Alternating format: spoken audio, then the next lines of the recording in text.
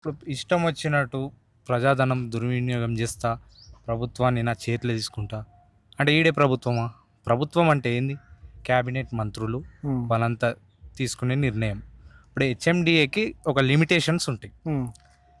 10,00,00,000 లోపుంటే HMDA board అనుమతులు తీసుకోవాలి. హ్మ్.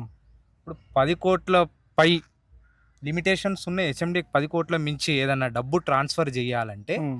దానికి ఆర్థిక శాఖ, హ్మ్. న్యాయశాఖ అనుమతులు తీసుకోవాలి. హ్మ్.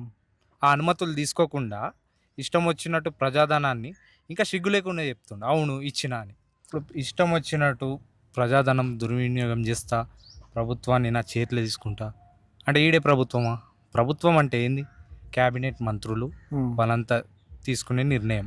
ఇప్పుడు హెచ్ఎండిఏకి ఒక లిమిటేషన్స్ ఉంటాయి. హ్మ్.